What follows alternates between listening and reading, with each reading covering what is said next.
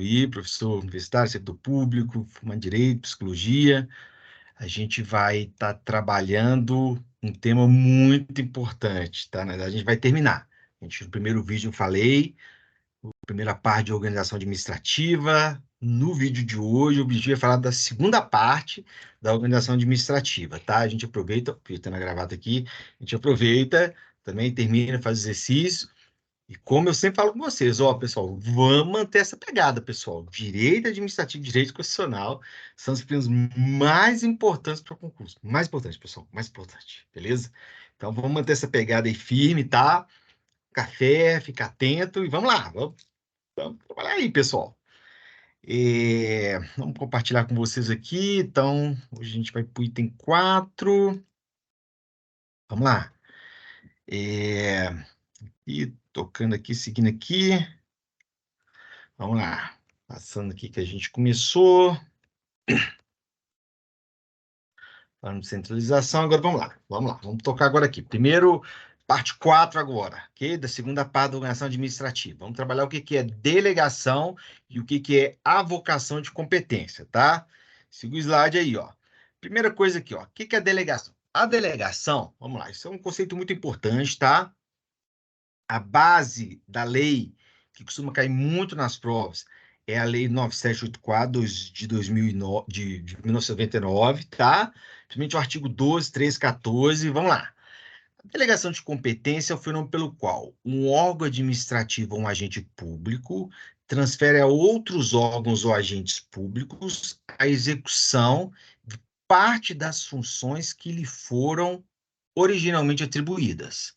Agora a gente pode chegar aqui, a gente pegar aqui, a gente tem aqui o conceito legal. O conceito legal é o seguinte: um órgão administrativo e seu titular poderão, se não houver impedimento legal, delegar parte de sua competência a outros órgãos ou titulares, ainda que esses não lhes sejam hierarquicamente subordinados, quando for conveniente em razão de circunstâncias de índole técnica, social, econômica e territorial. Voltando aqui comigo aqui, vamos lá. Então, isso aqui, pessoal, o que a gente fala quando a gente está falando de delegação de competência? O que é delegação de competência? A gente tem um órgão, a gente tem um agente público, todas as atribuições de qualquer agente público estão estabelecidas na lei, porque a lei que cria o cargo é a lei que diz quais atribuições o servidor público exerce, e a lei também é que diz a remuneração do servidor público, tá? Ou o subsídio do servidor público. Se alguns agentes recebem meio de subsídio, tá? Vencimento, tá? Também.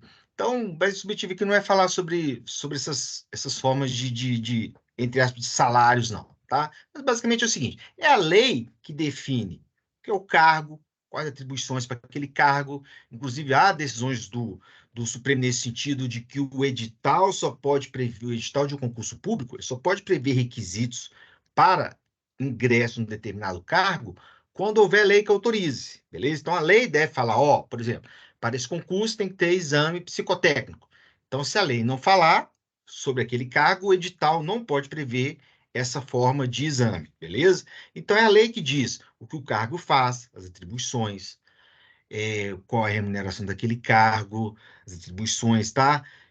Então, tudo do cargo é a lei que determina, é a lei que cria o cargo público, é a lei também que extingue o cargo público ocupado, tá? O cargo público vago no âmbito federal pode ser extinto por chamar decreto autônomo do poder executivo, no caso o chefe do executivo, no caso o presidente, tá? E no âmbito estadual e municipal isso também é possível, desde que haja lei prevendo, beleza? Esse decreto autônomo, mas o cargo tem que estar vago, tá? Esse é o artigo 84 da Constituição Federal.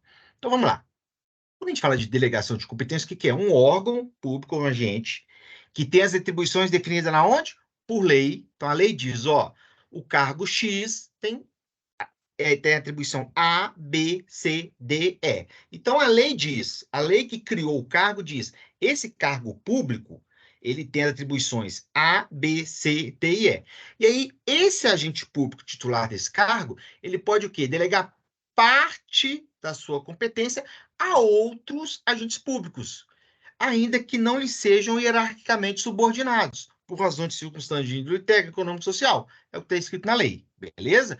Então, ele delega, mas é uma coisa importante. Quando ele delega, ele continua titular das atribuições. Então, ele delega para que o outro exerça e ele continua titular das atribuições. Tanto é que, em qualquer momento, ele pode revogar essa delegação, beleza? Então, entenderam o conceito? Você tem um agente, ele tem atribuições A, B, C, D e E, e ele delega a outro agente, ainda que não sejam hierarquicamente subordinados. A própria lei traz algumas exceções, por exemplo, decisões de recurso administrativo, atribuições de competência exclusiva do órgão. Então, tem algumas situações em que a gente não pode delegar, beleza? Então, seguindo aí, tranquilo, né? É mais ou menos assim, por exemplo, você tem um órgão público e o titular para tratar o ponto eletrônico dos servidores é o agente A. Aí aquele agente A pode fazer um documento, se não for atribuição exclusiva dele, se não for atos de caráter normativo, se não for decisão de curso administrativo, que essas são as três exceções. Se não for isso, o que ele pode fazer? Ele pode fazer uma portaria de delegação em que ele confere a um outro agente a competência para tratar o ponto de alguns servidores. Por exemplo, ele tem 10 subordinados. Aí eu delego, falo, ó, esse fulano, esse servidor, vai poder tratar o ponto eletrônico de 3 desses servidores, por exemplo. Então, isso é muito comum na administração pública, tá bom? Seguindo aí, então, tranquilo o conceito, né, de delegação. Aqui a gente já mata um monte de questão, meu pessoal, com isso aqui. Vamos compartilhar aqui, tal. É, beleza, vamos lá. Então, seguindo então, né, pessoal? Seguindo aqui, observação. A delegação não retira atribuição da autoridade delegante, então, como foi o que eu falei, ó, quando a autoridade delega as atribuições, ela não deixa de ser competente para exercer aquelas atribuições, tá? É, e o delegado, que você tem o delegante, quem transferiu as atribuições. O delegado é aquele servidor, aquela pessoa que recebeu as atribuições. Essa pessoa, quando ela age em nome próprio. Tá ok? Então, se ela cometeu algum ilícito, ela que vai responder.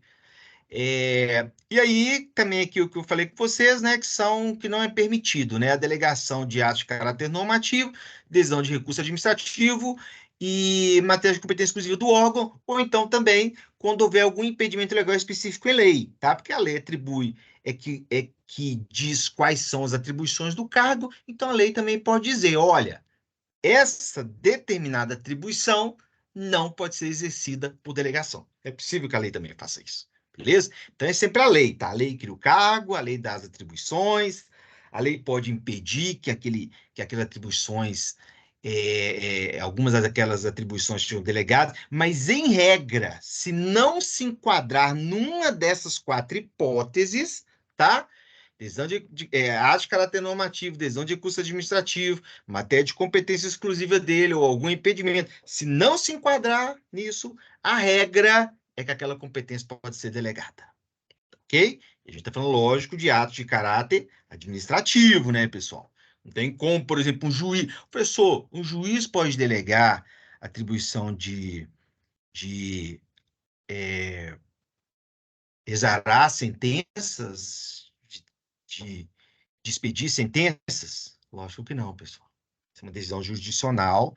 Essa decisão jurisdicional é competência exclusiva daqueles que foram investidos para no cargo de magistratura, beleza? Então não tem como, tá? É somente ato de caráter administrativo que a gente está falando. Tratar um ponto, por exemplo, é, exercer alguma coisa determinada numa licitação, tá? Compras. Então a gente está falando de atos de caráter administrativo dentro dos órgãos públicos. Não é ato de caráter jurisdicional, não é ato de caráter legislativo. Por exemplo, tem como um deputado delegar para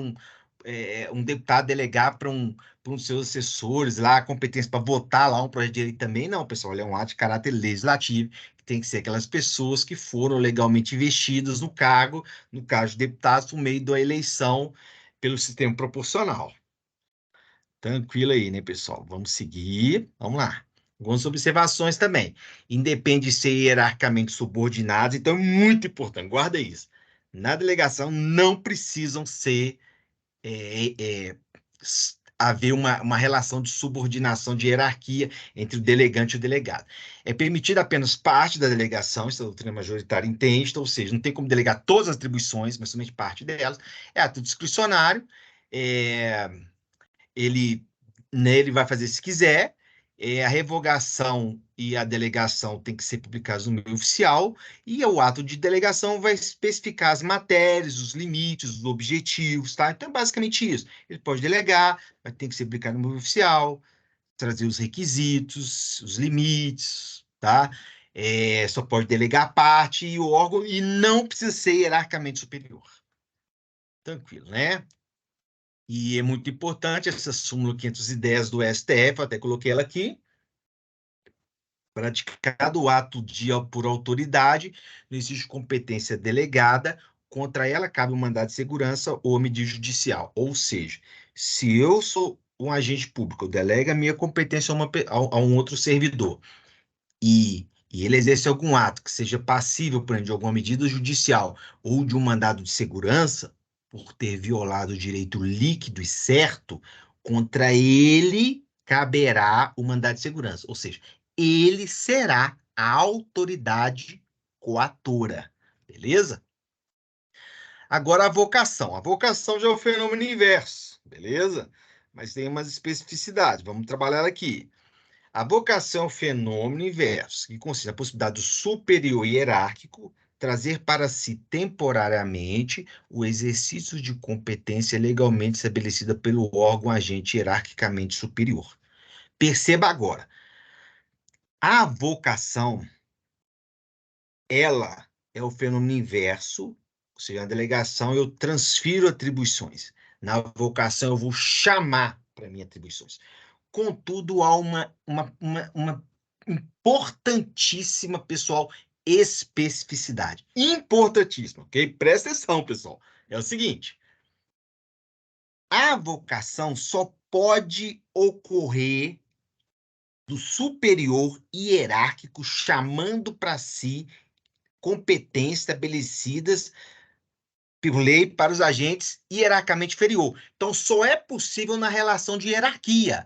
Na competência, como você viu, é possível que eu delegue minhas atribuições até para um outro servidor que não seja hierarquicamente subordinado, até mesmo de outro órgão, por exemplo. Mas na vocação, não. Ela só é possível do superior avocando, ou seja, avocar é chamar para si, avocando para si, chamando para si as atribuições de órgão agente hierarquicamente inferior. Então, só é possível na relação de hierarquia. Então, é possível, por exemplo, que um agente do Ministério da Previdência Social delegue uma determinada competência a um agente, por exemplo, do INSS, que é uma autarquia federal, que está vinculada, por tudo, né, a tutela administrativa que a gente falou. Agora, não é possível que o servidor do Ministério da Previdência Social avoque para si uma atribuição do agente da autarquia INSS. Por quê? Porque não há uma relação de hierarquia, há uma relação de que a gente chama de vinculação. Beleza? Então, só cabe a vocação para agentes que tenham entre si relação de subordinação. Beleza, pessoal? Fino, fechado, né? Vamos lá. Vamos tocando aí o conceito. Ao contrário da delegação, não pode ser fora da linha hierárquica, tá? E não confundir com revogação de delegação. Na revogação de delegação, eu estou revogando, né, uma competência geralmente minha. Eu deleguei, revoguei, então a pessoa não pode exercer mais. Agora, na vocação, não. A atribuição é do inferior. Eu estou chamando ela para mim. Então, ou seja, ela não era minha. Beleza? Tranquilo, tocando aqui. A vocação também é algo temporário, a própria lei fala, beleza?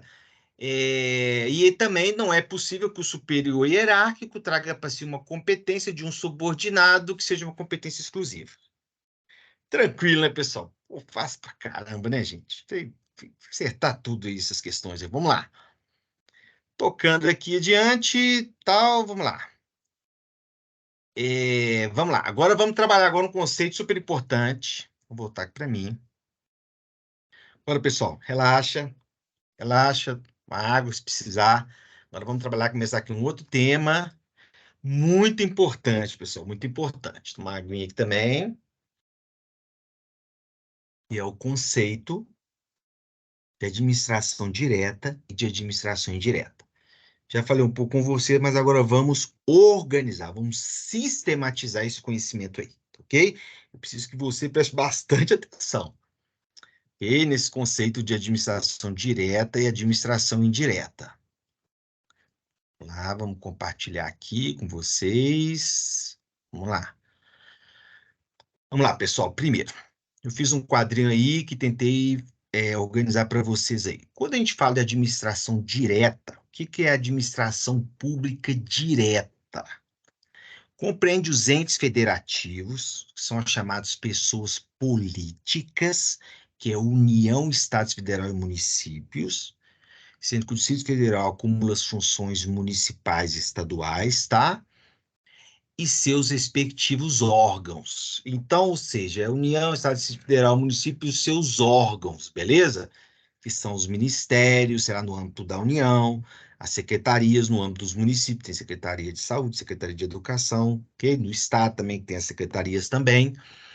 E, então, além disso, por exemplo, existem outros órgãos públicos também, são a administração direta, delegacias, o Ministério Público, Defensoria Pública, Tribunal de Justiça.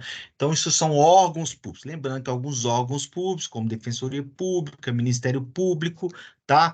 Eles têm umas competências, apesar de não terem personalidade jurídica, eu falei isso muito com vocês, o órgão não tem o quê? Personalidade jurídica. A personalidade jurídica está na pessoa política que aquele órgão faz parte, que ele surge pelo fenômeno da desconcentração administrativa. Então, mas alguns órgãos têm, por exemplo, competência para poder defender as suas atribuições institucionais, como no caso de Câmara dos Vereadores, Câmara dos Deputados, tá? É mais importante que apenas para defender as suas prerrogativas institucionais, em juízo. Eles têm chamada personalidade processual, beleza? Uma capacidade judiciária. Agora, alguns órgãos, como Defensoria Pública e Ministério Público, além de poderem defender em juízo, mesmo não tendo personalidade jurídica, as suas prerrogativas institucionais, eles podem também, porque a lei os autoriza, defender outros indivíduos, entidades, como no caso do MP, defender incapazes, direitos difusos, no caso da Defensoria Pública, os hipossuficientes, tá bom? Agora vamos lá. Então, a administração direta são esses componentes. A delegacia, administração direta ligada ao Estado, beleza? Então, pessoas políticas, administração direta. Agora, a administração indireta tem dois tipos, tá? Olha bem para esse quadro aí. A administração indireta, ela surge como? Pelo fenômeno da descentralização. Então, quando uma pessoa política, pegar a União, ela cria órgãos públicos, a gente tem um fenômeno da desconcentração, é órgãos públicos, perceba, não há novas pessoas jurídicas, é a mesma pessoa jurídica, beleza, pessoal? A desconcentração por exemplo, a União criando ministérios, criando secretarias ali dentro, então, ou seja, é o fenômeno do órgão público, a melhor especialização, melhor atendimento do interesse público, ele se subdividir, mas não são várias pessoas jurídicas, é uma única pessoa jurídica. Ok? Porque o órgão não tem o quê? Personalidade jurídica. Não esqueça, não, pessoal, nunca na sua vida. Agora, é possível também que essa pessoa política crie outras entidades, pelo fenômeno da chamada descentralização. Aí a gente tem o surgimento, o quê? Da administração indireta, ok? E essas novas entidades, existe uma característica bem importante, elas vão exercer de forma descentralizada suas atribuições e elas detêm não apenas a competência, mas também a titularidade. Então, eles detêm também a titularidade. Na administração indireta, é possível que surjam dois fenômenos. Criados diretamente por lei, a gente tem as de direito público, que são, no caso, as autarquias e as fundações públicas de direito público. De direito privado, que são aquelas autorizadas por lei, a gente tem a sociedade de economia mista as empresas públicas, as duas juntas chamadas de empresas estatais, e a gente tem as fundações públicas de direito privado. Essas são autorizadas por lei. Então, na primeira, que está lá no artigo 37, a lei criará a autarquia e autorizará a cidade de economia mista, empresa pública e fundação pública. Está lá no artigo, beleza? Então, essa é a ideia. Direito público criado diretamente por lei. Direito privado, a lei autoriza, o órgão chega, faz um decreto, vai lá e registra um registro público competente. Beleza, né? Então, esse quadrinho você guarda aí. Vamos seguindo aí. Ah, vamos lá. Aqui eu citei aqui, né? É, Aí, vamos pegar aqui o conceito legal que eu falei com vocês de uma forma que geral. Aqui no aqui, 19.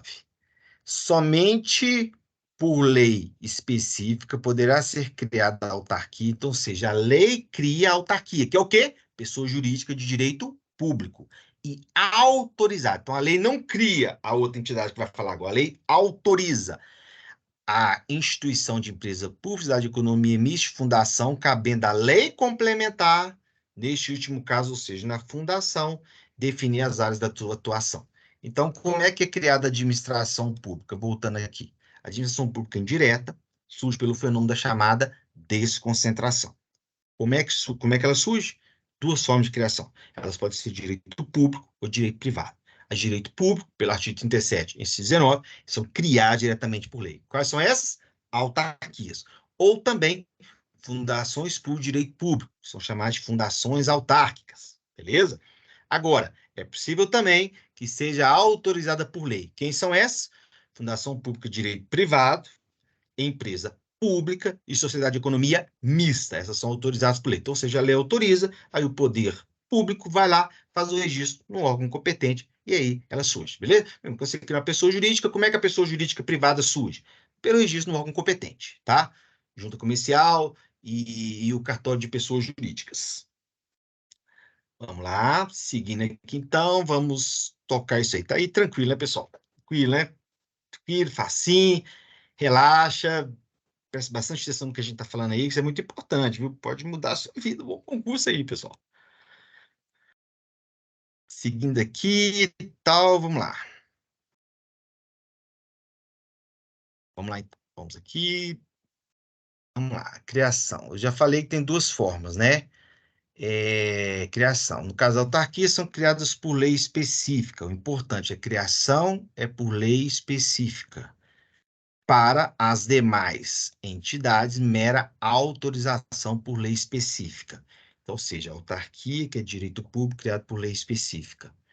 As outras são autorizadas por lei específica. E é importante que, pelo princípio da simetria das formas jurídicas, deve ser observada a mesma sistemática, né, para a extinção da criação. Então, para a extinção, deve ser observada a mesma sistemática para a criação. Então, ou seja, se lei específica cria autarquia, somente lei específica extingue autarquia.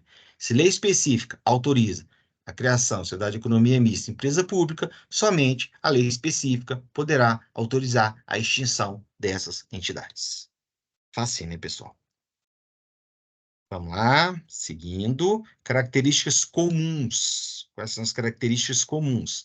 Elas têm personalidade jurídica própria, então, ou seja, na descentralização por outorga, que a gente chama ela, é o quê? É quando o órgão público ele cria novas entidades, o órgão, no caso, desculpa, quando a pessoa política ela cria novas entidades pela descentralização. Então, a gente tem o surgimento da administração indireta. O que é importante? Na descentralização, a gente tem o quê? Personalidade jurídica própria. Na desconcentração, não tem, porque na desconcentração é quando a gente cria órgãos. Elas têm autonomia financeira e elas têm uma relação de vinculação, ou seja, sujeitam-se à tutela administrativa. Então, ou seja, quando o Estado cria uma autarquia, vou voltar aqui. Quando o Estado cria uma autarquia, o Estado vai fazer o quê? O Estado vai exercer sobre essa autarquia o chamado tutela administrativa e tutela finalística, que é o quê?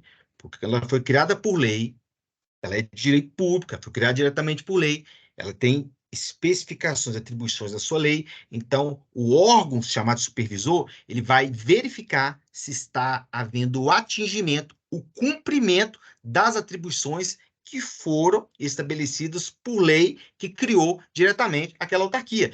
Então, há um controle chamado de finalístico, tutela administrativa, ou seja, não há um controle hierárquico. Cuidado, não tem nada a ver, não é controle hierárquico, é controle finalístico. É uma verificação se está havendo um atingimento dos fins que foram colimados pela lei. Belezinha? Palavra colimado bonito, né, gente? Bacana, né?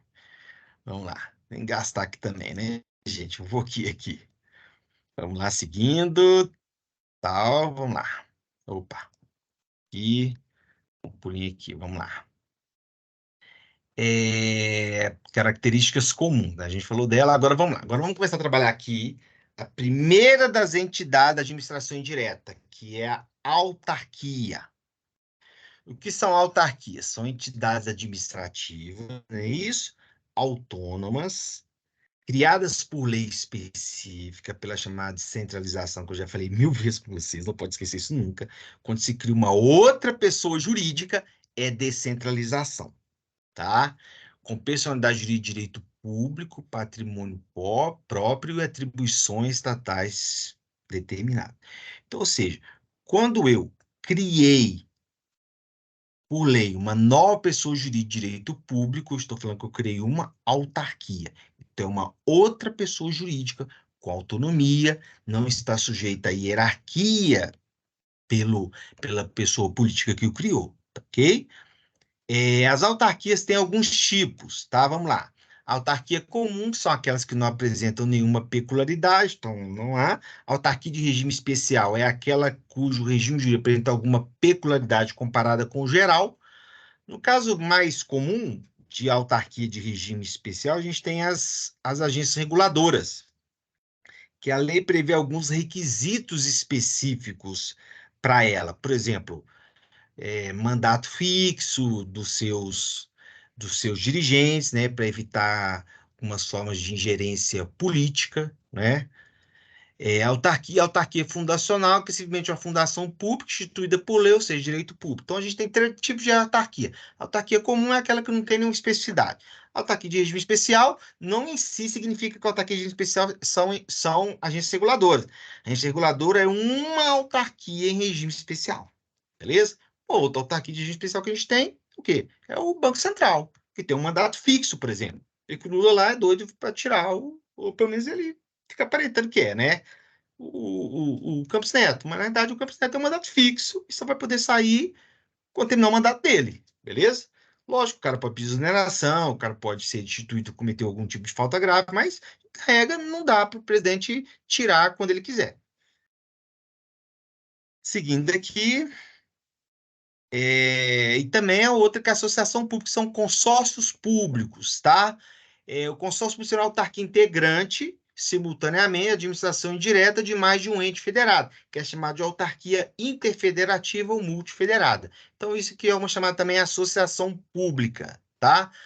É, Seguindo aqui, que a gente não né, a gente falar tanto aqui, quais são as características comuns as importantes das autarquias?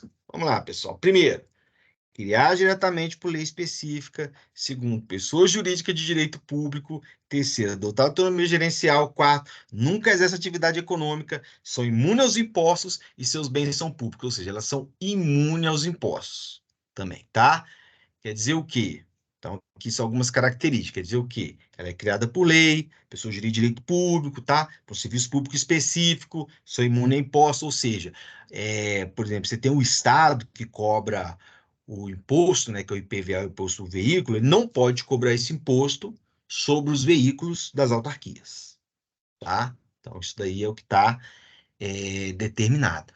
Só cuidado que, apesar de não poder cobrar imposto do veículo de autarquia, as chamadas placas oficiais, elas, que é um registro no Detran, elas não são concedidas, por exemplo, para os conselhos profissionais, tá? Isso é bem importante, tem decisão até do Supremo sobre esse assunto.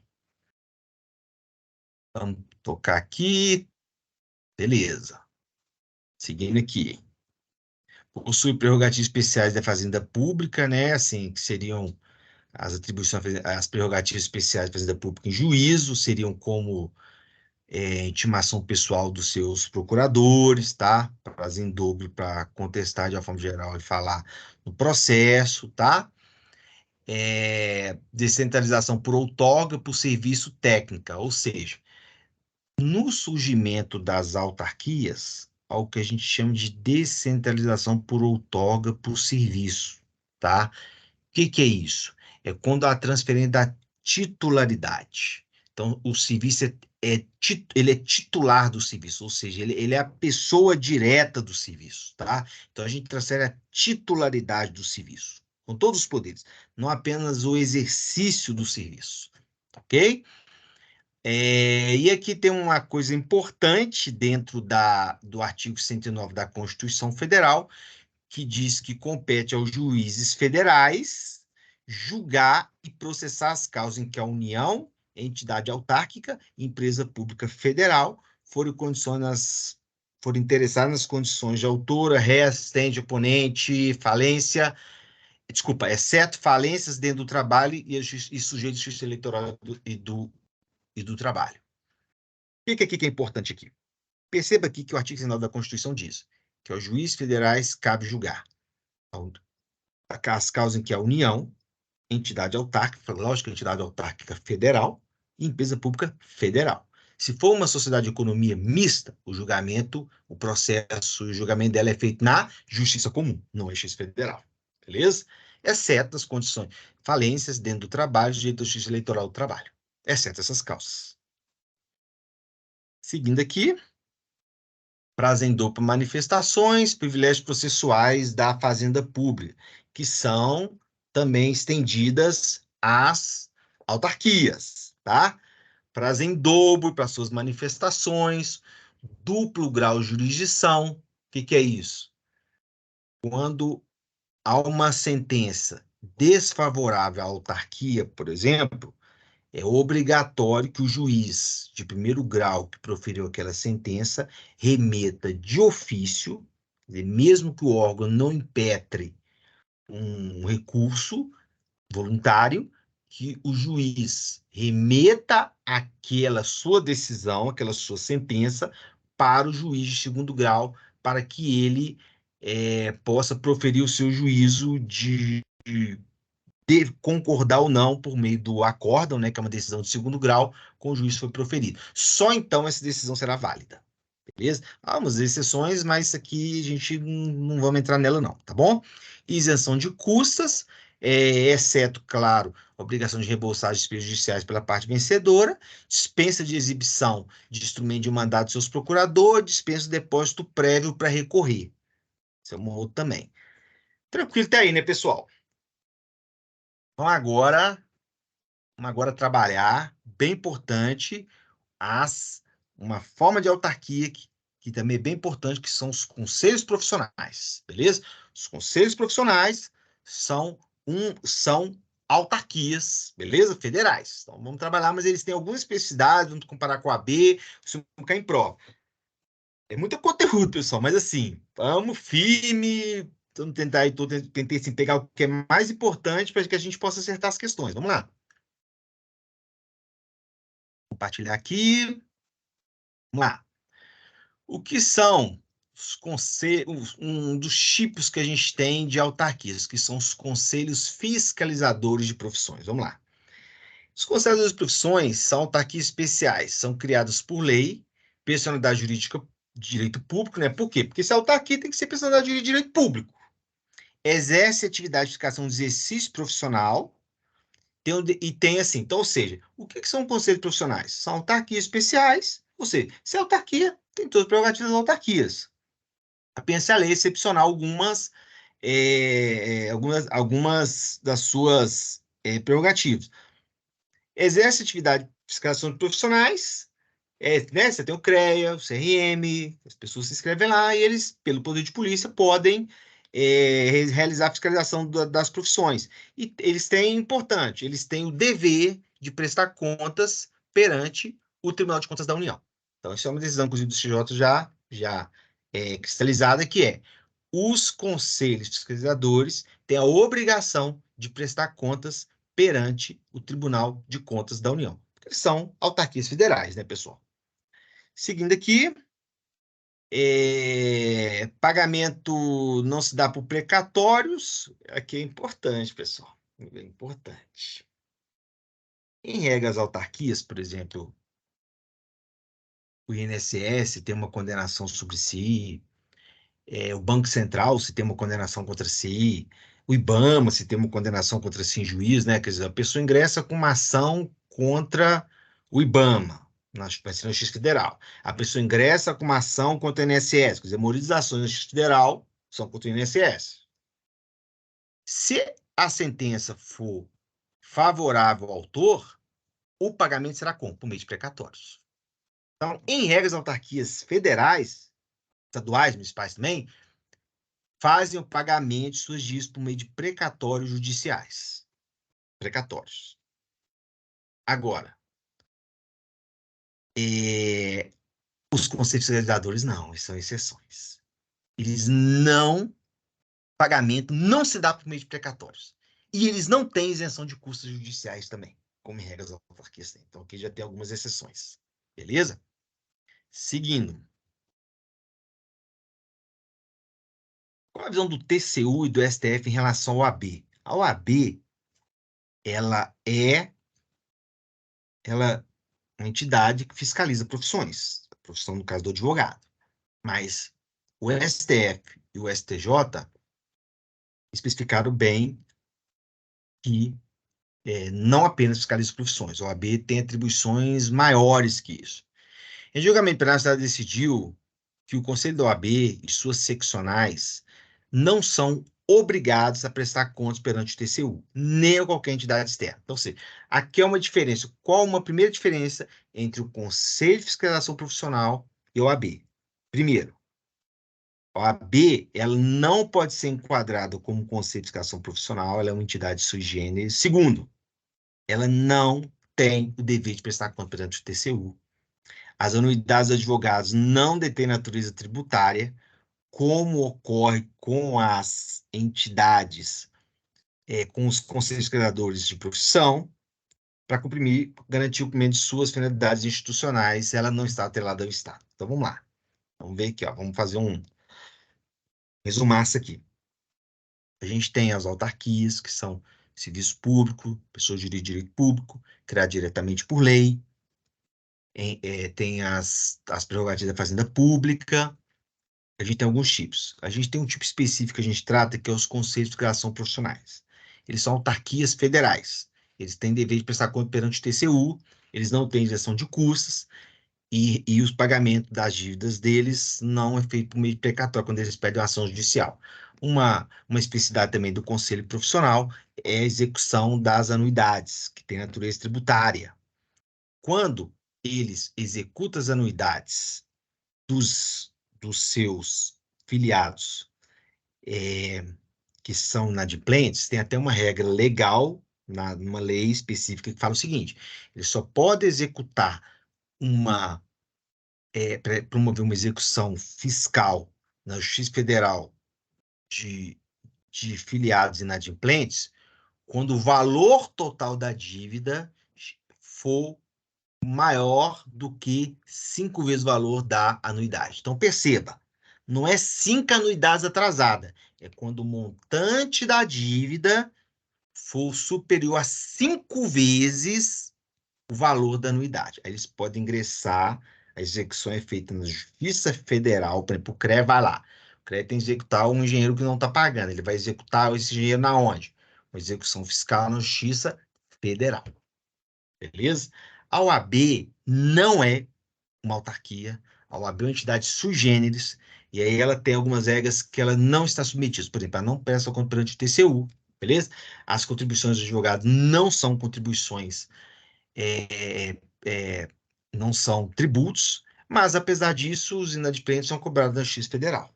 E uma coisa que é muito importante é que nem a OAB, nem os conselhos fiscalizadores podem, dos seus inadimplentes, suspender o exercício da profissão deles. Isso é muito importante. Eles não podem suspender o exercício da profissão dessas pessoas. Porque senão você impede o cara de trabalhar e o cara de pagar a dívida, beleza? Então, devem executar os inadimplentes, mas não pode suspender o exercício profissional, do engenheiro, do médico, do advogado, porque ele está inadimplente. Beleza, né, pessoal? Vamos lá, tocando aí, firme, firme. Ninguém desmaiou ainda não, né, pessoal? Vamos lá. Seguindo aqui, então, vamos lá.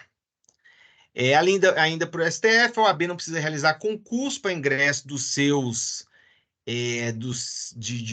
em seus cargos, diferentes conselhos profissionais, tipo CREA, por exemplo, que tem que realizar concursos, e aquelas pessoas são contratadas pelos conselhos profissionais, eles são contratados pelo regime seletista, né? Então, isso é bem importante. Quer dizer, a OAB, por exemplo, para contratar profissionais, não precisa realizar concurso. Agora, os conselheiros profissionais, o CREA vai contratar funcionário, vai contratar um engenheiro, né, para trabalhar lá, vai contratar um advogado para trabalhar lá. O CREA faz um concurso público, mas a pessoa é admitida como empregado público, da mesma forma que as pessoas que são empregados públicos das empresas de publicidade de economia mista. Então, tem um negócio bem importante isso aí, ó. Quando o cara faz um concurso em regra para uma autarquia, por exemplo, você faz um concurso para o Banco Central, você faz um concurso para o IBAMA, para o INSS. Em regra, você vai ser um servidor público estatutário. Okay? Você vai ser um servidor público. Você está regido a um estatuto. Quando você faz o concurso para uma empresa de publicidade de economia mista, que são entidades da administração indireta, mas são pessoas de direito privado, você faz um concurso, tipo o Banco do Brasil, com a sociedade de economia mista, para a Caixa, que é uma empresa pública, mas você se torna um empregado público. Então, você faz concurso, mas você é empregado público. Você está sujeito a CLT, por exemplo, você tem e o FGTS. Agora, diferente do IBAMA, do Banco Central, do INSS, que fazem concurso, e os que são contratados são servidores públicos estatutários, nos conselhos fiscalizadores, as pessoas fazem concurso, quando elas passam, elas são empregados públicos. Então, elas são equiparadas, são contratadas da mesma forma que as pessoas são contratadas para as empresas de publicidade de economia mista. Beleza? Então, tem que respeitar a regra do concurso, mas são empregados públicos, as pessoas trabalham nos conselhos fiscalizadores. Autarquia. Prisão de participação do Poder Legislativo, uma pergunta. Estadual, a nomeação de gente de autarquia ou fundações é constitucional? O STF fala que não. A submissão prévia das nomeações executivas para cargos Procuradoria-Geral do Estado, mesmo Defensoria Pública, interventores do município, titulares de autarquias, fundações, empresa pública, configura a afronta à reserva de administração. Então, no âmbito estadual, a previsão de participação do Legislativo na sabatina da nomeação dos dirigentes autarquias ou fundações públicas, o Supremo entende que é o quê? Inconstitucional. Diferente, por exemplo, de alguns cargos a nível federal, que o Supremo entende que até porque está na Constituição, né? Então são legais. Por exemplo, diretores do Banco Central, presidente do Banco Central, e etc., né? Que tem que ser sabatinado pelo Senado. Então não é uma nomeação direta. Outro tipo de autarquia são agências reguladoras, são autarquias especiais, decorrem de especialização técnica, ausência de tutela e subordinação. Então, outro tipo de autarquias é o quê? Agências reguladoras, que são autarquias especiais, decorrem de especialização técnica, dotada de qualificação, autonomia funcional, decisória, tá? E garantia da presença de dirigentes com mandatos fixos e estabilidade em das funções. Então, uma outra forma de autarquia são chamadas agências reguladoras, que são agências especiais. Especiais por quê, professor? Porque tem na sua lei algumas especificidades que as diferencia das autarquias comuns, tá? A mais comum é mandato fixo para seus dirigentes. E por serem entidades que têm a função de regular atividade econômica, de intervir, às vezes função extrafiscal, dentro do Estado nosso, que é um Estado capitalista, essas agências reguladoras, elas poderiam ter uma competência técnica especializada de editar normas a partir de parâmetros legais. Porque, por exemplo, a Anatel tem que regular o serviço de telecomunicações, então ela vai ter uma autonomia maior para fazer suas regras técnicas, beleza? Assim como a ANEEL, para regular a questão de energia, A ANAC, a questão da aviação civil, e daí vai, tá? A ANP, da Agência Nacional do Petróleo. Então, são entidades dentro desse Estado capitalista, tá? Dessa administração pública em que a gente tem uma maior participação do Estado, desculpa, da atividade privada, do empresário na economia. Então, o Estado viu como uma forma a criação desses agentes reguladores para regular essas atividades econômicas. Porque a nossa Constituição, ao mesmo tempo em que ela traz que a gente tem um Estado capitalista, a gente tem uma propriedade privada, ao mesmo tempo você tem uma função social dessa propriedade privada, ou seja, ela tem que atender uma função social e o Estado tem uma função de bem-estar social, tem direitos fundamentais que ele tem que resguardar e garantir. Então, o Estado ele tem que, de alguma forma, regular essas atividades econômicas. Quer dizer, não é solto assim. Porque, ao mesmo tempo que o Estado tem o Estado deve o livre trabalho, a livre iniciativa, um Estado capitalista, o Estado tem que regular essas atividades. Ele faz isso por meio de como? Por meio das agências reguladoras. Tranquilo, né, pessoal? Vamos lá. É, Para o fim de ampliar a autonomia, né? Então, a gente falou aqui, né, aprovação na esfera federal, né, que ocorre a nomeação surgir após aprovação legislativa prévia, tá? As decisões técnicas deles, em regra, não se sujeitam à revisão da administração direta, as características, tá? Então, tranquilo aí, né, pessoal, agência reguladora. Vamos lá, vamos seguindo aí, pessoal, forte aí. Vamos trabalhar aqui agora fundações públicas. É, São entidades de administração indireta, que eu já falei, instituídas pelo poder público, por meio de patrimônio personificado. Então, a fundação é quando você tem um patrimônio personificado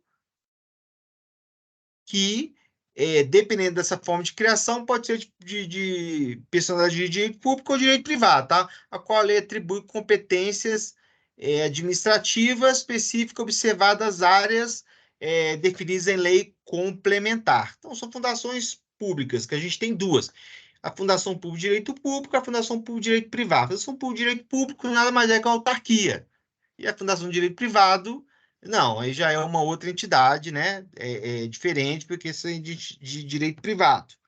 Seguindo aqui, fundação pública. Afetação de um acervo patrimonial a uma dada finalidade, nunca tem finalidade de lucro, são imunes a impostos. Fundação por Direito Público, criar as distintas diretamente por lei, lembra do princípio da simetria das formas jurídicas. A forma que é criada uma entidade é a forma que ela é extinta, ok? E as fundações públicas de direito privado, é a criação autorizada por lei e a inscrição de atos constitutivos no registro competente. Seguindo aqui, diferenciação dessas duas fundações, né? A Fundação Público de Direito Público, os seus bens são públicos. A Fundação Público de Direito Privado, né? Seus bens são privados. O pessoal da primeira é estatutário, né? Isso, do regime jurídico único. Eles têm as prerrogativas da Fazenda Pública. E o pessoal da Fundação de Direito Privado é regido pela CLT, com algumas peculiaridades. Por exemplo, tem que ter concurso público, demissão motivada e não possui prerrogativas da Fazenda Pública. Características comuns. A responsabilidade civil será objetiva, que a gente falou, né? Já em alguns tópicos lá explicamos isso lá, que é aquela que apenas tem que se provar o dano e o nexo causal entre a ato da administração e o dano. Não precisa provar culpa ou dolo. Imunidade recíproca entre os entes federados, sistemas de federação instituídos pelo poder público, né? Imunidade recíproca, o que é? Os entes não podem cobrar impostos entre si, então o Estado não pode cobrar IPVA dos carros das fundações, nem do carro das autarquias, tá? Serão controlados respectivo ente federado e controle do MP como qualquer fundação. Agora vamos lá. Respira, respira. A última parte. Autarquias. A gente já trabalhou fundações públicas, agora vamos trabalhar o quê? As duas chamadas empresas estatais. Sociedade de Economia Mista e Empresa Pública. Vamos lá. O que é uma empresa pública? Vamos com calma. Cuja pessoa jurídica de direito privado integrante da administração indireta. Então, cuidado, se pessoal na prova, de várias questões que eles tentam confundir isso. Empresa pública é uma das formas de empresa estatal e ela é pessoa jurídica de direito privado. O que é pessoa jurídica de direito privado? É que tem que pegar o ato lá para surgir, registrar no registro competente, ou junta comercial, cartório de pessoas jurídicas. Integrante da administração indireta, instituído pelo poder público mediante autorização por lei específica, porque criação por lei específica é autarquia, sob qualquer forma jurídica, que é importante. A empresa pública pode adquirir qualquer forma jurídica, ok? Até mesmo a forma jurídica sui generis, se for uma federal, porque é a União que pode legislar sobre direito empresarial. Sob qualquer forma jurídica, capital exclusivamente público, ou seja, todo o capital da empresa pública é público. Não significa que todo o capital da empresa pública seja do, por exemplo, todo o capital da empresa federal da Caixa é especificamente da União? Não. Outras entidades que sejam de administração pública também pode ter parte do capital. O importante é que todo o capital esteja na mão de entidades da administração pública e que o controle acionário esteja na mão da pessoa política instituidora. No caso da Caixa, o importante é que todo o capital dela seja na mão da administração pública, não importa se é até possível de outras entidades, por exemplo, que seja de administração pública, direta ou indireta, mas o controle acionário dela tem que estar o quê? Nas mãos da pessoa política que instituiu, no caso da Caixa Econômica, a União. Capital exclusivamente pública, para prestação de atividade, exploração de atividade econômica ou prestação de serviço público. Importante isso. Toda empresa pública, sociedade de economia mista, tem dois tipos. Ou elas exploram atividade econômica, ou elas prestam serviço público. Voltando, toda empresa pública ou sociedade de economia mista tem dois tipos: aquelas que exploram atividade econômica e aquelas que prestam serviço público. Seguindo, as empresas públicas, no caso as federais, tem Fórum X Federal. Lógico, quando eu falo Fórum X Federal, estou falando de empresa pública federal. O vínculo seletista, ou seja, as pessoas fazem concurso, mas vamos guardar como exemplo uma empresa pública, a Caixa. Guarde, Caixa com o nome federal. Todo mundo já foi na bendita da Caixa. A Caixa é uma empresa pública federal, uma ação contra a Caixa tem que ser distribuída na onde? Na Justiça Federal. O vínculo de seus empregados, o cara faz um concurso para a Caixa. Tem que ter o concurso, mas ele é empregado público, beleza? Está sujeito a tem CLT, tem FGTS, e o bem é predominantemente privado com modulações de direito público. Vamos agora para a segunda, sociedade de economia mista, tá? Quais são? São pessoas de direito privado, integrando a administração indireta, né? São empresas estatais, instituídas pelo poder público mediante autorização e lei. Então, tanto a empresa pública quanto a sociedade de economia mista, agora, ela é instituída mediante autorização por lei, sob a forma de sociedade anônima, com participação. Importante aqui, a empresa pública, volta lá, o que é? Qualquer forma jurídica. Inclusive, no âmbito federal, é possível até uma outra forma nova, porque a União pode legislar sobre direito empresarial. Agora, na sociedade de economia mista, não. Tem que ser constituída sob a forma de SA, que é Sociedade Anônima. Aquele SA que você vê lá, nos nomes, tá?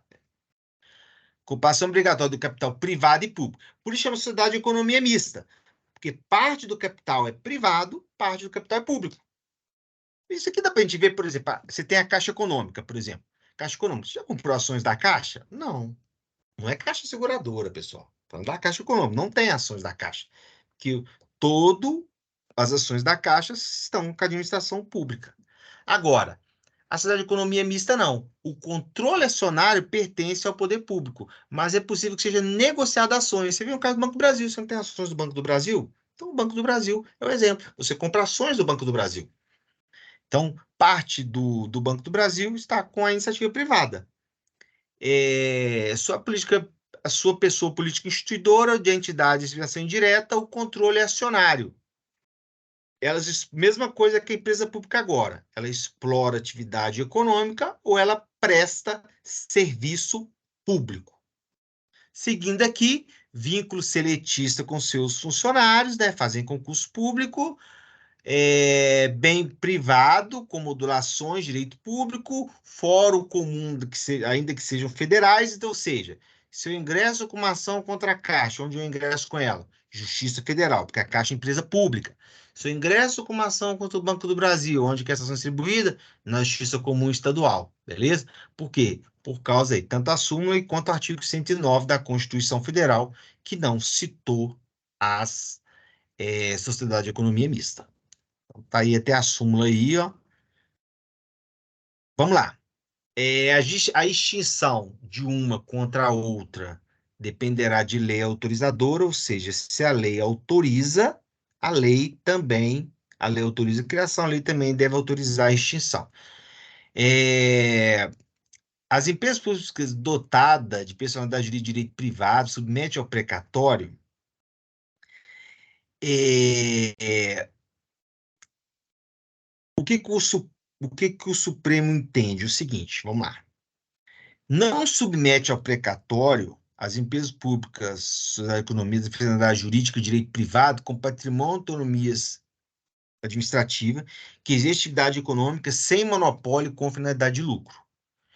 Então, se for, por exemplo, se eu entrei com uma ação contra a Caixa perdeu, a Caixa não vai me pagar por precatório, a Caixa vai me pagar de uma forma comum, possível até execução, beleza?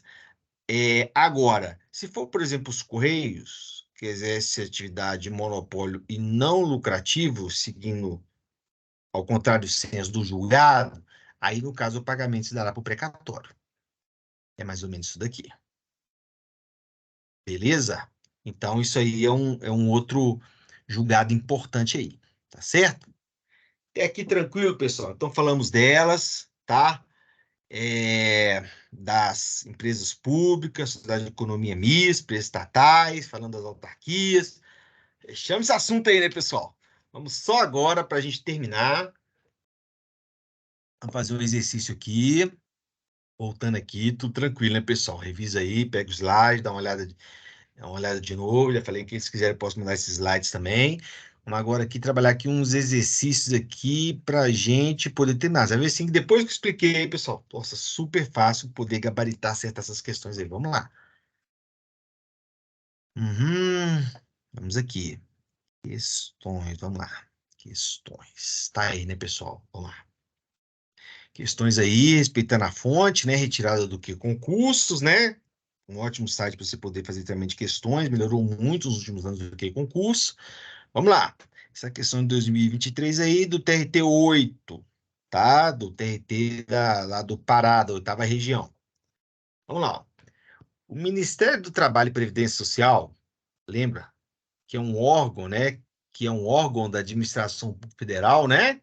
Que compreensão federal é um órgão público que personalizado, né, pessoal? Lembra que eu falei com vocês? Ministérios, secretarias são o quê? São órgãos públicos. Entidade da administração indireta, meu Deus do céu. Se eu responder isso aqui, pessoal, eu desmaio. Então, eu desmaio daqui. Eu desmaio daqui. É pior do que eu torcer pro Cruzeiro, assim, nesses últimos tempos aqui. É uma entidade de administração pública descentralizada, tem nada a ver, pessoal.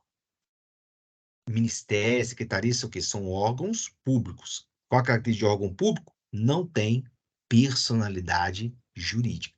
É uma empresa pública, meu Deus do céu. A letra E, autarquia, não sei como é isso aqui, eu desmaio. Então, primeiro é isso aí. São órgão público despersonalizado. Seguindo aqui, vamos lá. Essa questão aqui, para o MP de Rondônia, analista auditoria, vamos trabalhar isso aqui, vamos lá. Aqui a gente tem várias afirmações e a gente vai ter que achar a afirmação correta. Então, assim, sempre, pessoal, com calma, a gente pega cada afirmação, lembrar que, às vezes, uma construção de uma frase inteira, se houver um erro nesse item, então, o item está todo errado. Então, a gente vai lá. Muitas vezes a gente consegue eliminar, mas vamos analisar todos aqui, né, pessoal?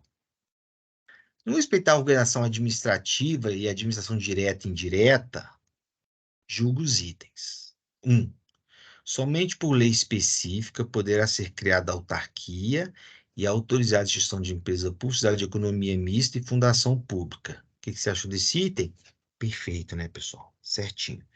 A lei específica cria a autarquia E a lei específica autoriza a instituição de empresa pública, sociedade de economia mista. Beleza? E a própria lei também, a lei fala também que assim como a lei cria a empresa pública, sociedade de economia mista, a lei também específica deve autorizar a criação de subsidiárias. Beleza? 2. Órgãos públicos não têm personalidade jurídica própria e podem integrar tanto a estrutura de administração direta quanto a estrutura de administração indireta. O que você achou desse item? Perfeito, né, pessoal? Órgãos públicos não têm personalidade jurídica própria, certinho. E existem órgãos públicos, tanto na administração direta quanto na indireta. Lembra? Você tem, por exemplo, no âmbito federal, os ministérios ali, secretarias do governo federal, por exemplo, todo o Ministério, Ministério da Previdência Social, Ministério do Trabalho, Ministério da Educação, Ministério da Saúde, e todos os órgãos que compõem esses ministérios ali, a gente tem o quê? Os órgãos públicos. Agora, é possível também que na administração indireta, um exemplo, as autarquias, a gente tenha órgãos públicos, por exemplo, uma universidade a UFMG, a USP, que são autarquias. Você não tem lá estruturas lá? Na UFMG você tem a Fafiche, o ISEX, o ICB. Você tem órgãos ali para direito, ou seja, ali você tem o quê? Há todos os órgãos públicos. Então, órgãos públicos podem estar tanto na administração direta quanto na indireta. Terceiro, ocorre desconcentração quando o Estado desempenha algumas de suas atribuições por meio de outras pessoas? Não, não. E não sua administração direta. Não, não confunda. Quando o Estado cria outras entidades, como, por exemplo, criou diretamente por lei a autarquia, ou autorizou a instituição de empresa pública, sociedade de economia mista, a gente tem a descentralização. A desconcentração é quando criou órgão público. Então, a terceira está errada. Um, dois está certo, a terceira está errada. Quarta. Quartamente, então, deve estar errada também, né?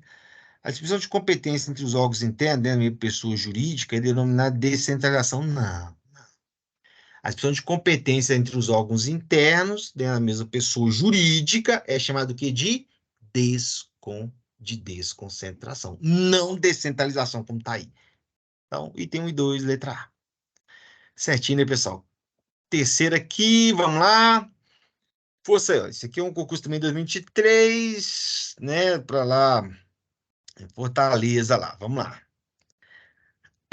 Acerca da organização da administração, os poderes dos administrativos, julgo o item a seguir. A descentralização consiste na distribuição interna de competências. Não, pessoal. O que é distribuição interna de competência? Desconcentração. Não é descentralização. Esquece isso. Descentralização é quando cria uma outra pessoa jurídica, que é lá o artigo 37, inciso 19. A lei poderá criar autarquia e autorizar a sociedade de economia mista, empresa pública. Atribuições de vacilo são otorgadas a órgãos com hierarquia, que são relações de coordenação. Então, essa aqui está errada, por quê? Porque isso aqui é pela desconcentração. 4. Vamos lá, Mato Grosso aqui, 2023, o Sebrasp. A pessoa jurídica de direito público, com capacidade exclusivamente administrativa, criada por leis por via de caráter econômico, denomina-se o quê? Letra D, né, pessoal? Autarquia. Bem facinho, né? Pessoa jurídica de direito público, aí você já matava aqui, ó. Pessoa pública total, não sei o quê. Capacidade administrativa, criado por leis por via de caráter econômico. Então, você tem o quê? Autarquia. E o 5 aqui, para a gente terminar, vamos lá. Eu gosto aqui porque eu pego as afirmações, isso aqui, inclusive, é bem importante. É do concurso com uma alta complexidade e uma alta dificuldade. O último concurso agora é da AGU, né? Mas vai ver que quando a gente vê aqui, pessoal, dá para acertar tudo. Beleza? Vamos lá agora. Pega essa questão da AGU, você vai ver que a gente vai matar essa questão de uma forma assim, bem rapidinha. Para a gente terminar aqui. Vamos lá. Vamos lá aqui. Vamos lá. 1. Somente por lei específica poderá ser criada autarquia e autorizada a instituição de empresa pública, sociedade de economia mista e fundação, cabendo decreto legislativo, nesse último caso, definir as áreas da sua atuação. O que você achou dessa questão? Errada. Porque se você ler lá o texto, cabe não o decreto, como está escrito aí, mas a lei complementar criar as áreas de atuação da fundação pública.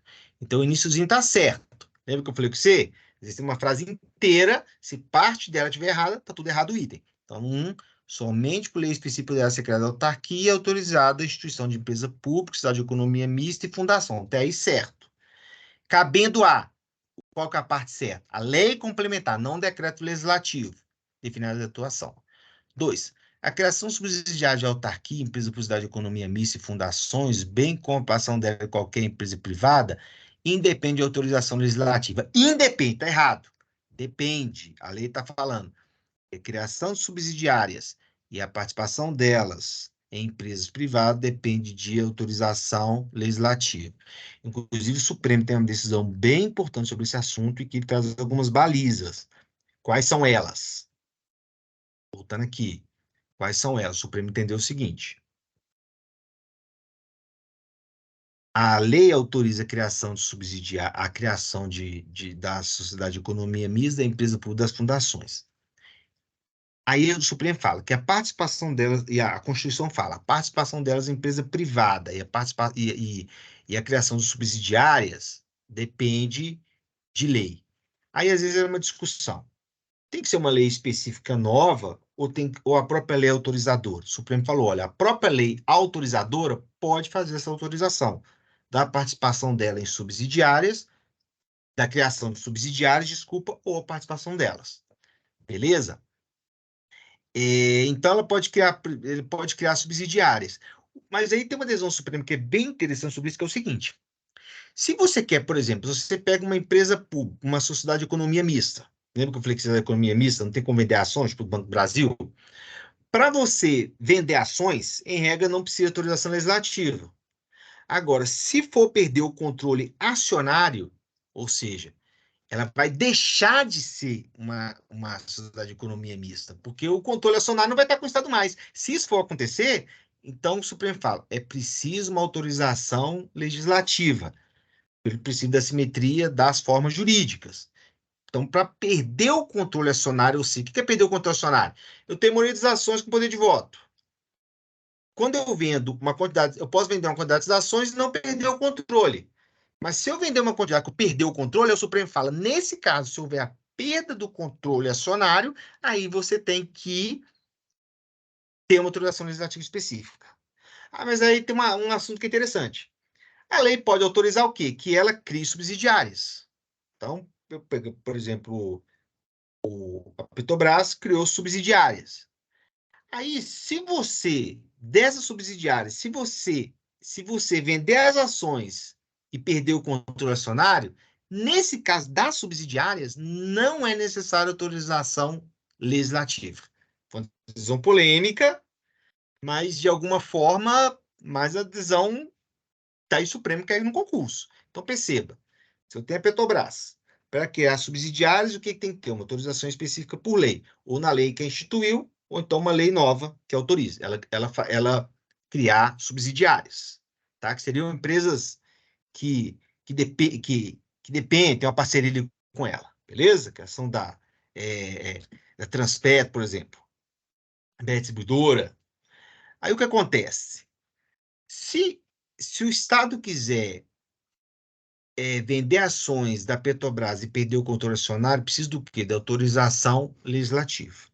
Agora, se essa subsidiária foi criada, que precisava de lei específica para ser criada, se eu quiser, se o Estado quiser perder o controle, se o Estado quiser vender as ações e perder o controle acionário dela, nesse caso não precisará de autorização legislativa. Beleza? Isso daí é uma decisão do Supremo, bem importante, por isso que eu parei aqui para a gente falar.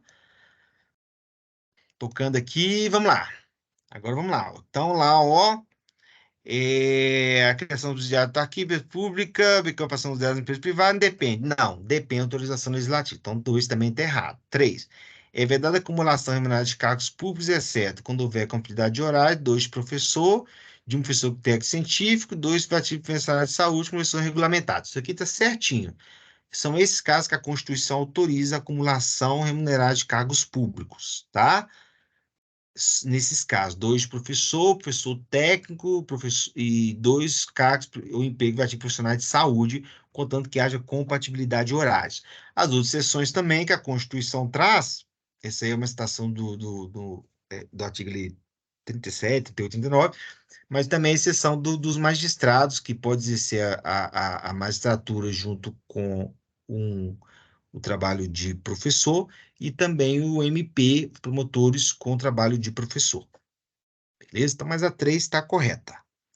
4. A proibição de acumulação de cargos públicos, extensas empregos, funções e abrange autarquias, fundações, despesa pública, cidade de economia mista, subsidiária, sociedade controlada diretamente pelo poder público. 7. Isso está a letra da Constituição. Beleza?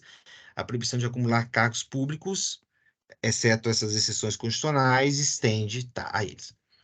As pessoas jurídicas de direito público, então a 3 e a 4 estão corretas, até aqui. 5. As pessoas de direito público e de direito privado dos serviços públicos poderão, pelos seus agentes, nessa qualidade, causarem a terceiros. Artigo 37, parágrafo 6, está citando aqui. Assegurando de regresso quando responsável apenas no caso de dolo. Não. Assegurar direito do regresso no caso de dolo ou culpa. Então, está errado essas 5 pelo finalzinho. Então, questão correta, 3 e 4, certinho, tá, pessoal? Certinho. Só lembrar um caso aqui para a gente aqui terminar, que é bem importante eu falar com vocês, que é o seguinte: a questão do teto constitucional. A Constituição fala que a gente tem um teto.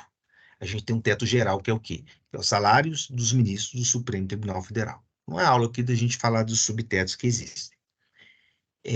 Quando a pessoa. Quando é que está sujeito ao teto, quando é que não está sujeito ao teto? Por exemplo, verbas de caráter indenizatório não estão sujeitos ao teto. Agora, os servidores, quando eles acumulam funções que são constitucionalmente autorizadas a haver acumulação, como 2 professor, um cargo de técnico professor, 2 empregos profissionais privativos de saúde com profissões regulamentadas, ou outro caso que eu falei, que é um de juiz sendo professor também, ou de um membro do MP sendo também professor também. O teto incide como? Sobre a soma das duas? O Supremo falou não. O teto deve ser visto sobre cada uma. Como a Constituição autorizou que eles acumulem os cargos, então o teto, que hoje é o salário supremo, do ministro Supremo Tribunal Federal, tem que ser analisado em relação a cada um dos cargos que são acumulados entre si. Aí tem uma outra regra só para a gente fechar isso aqui que é importante, que é o quê? Relacionado às empresas da publicidade de economia mista.